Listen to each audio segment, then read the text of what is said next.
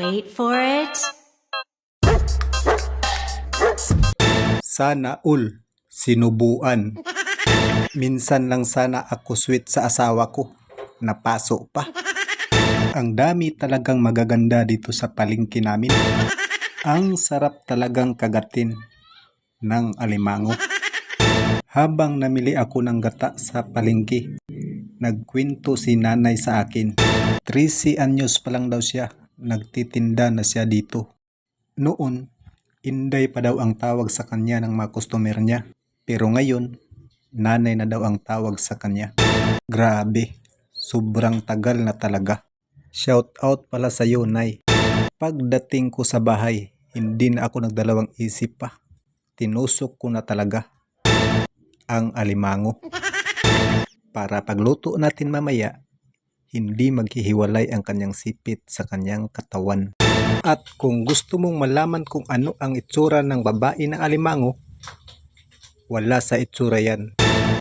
Kung tatayo ang junjun mo, puro sure, babae yan. Wait for it.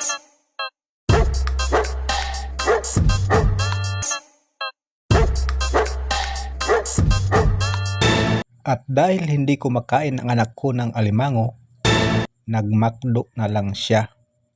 Sana all. At ibuhos na natin ang unang piga ng gata para espisong-espiso talaga siya. Wow, itsura pa lang, ulam na.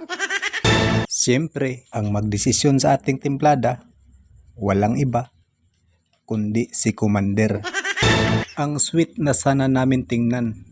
Ang problema lang, napaso si Commander. Pero okay lang daw dahil sobrang sarap naman daw ng luto ko. At dahil luto na, ihuwad na natin sa ating planggana. Grabe, kahit sa pagkain, babae pa rin ang inuuna. Siyempre, ang sarap naman talaga ng babae na alimango.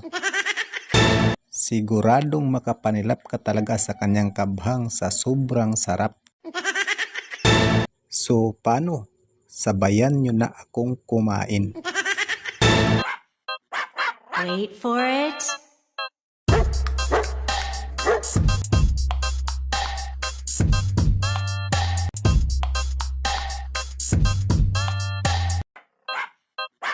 Wait for it.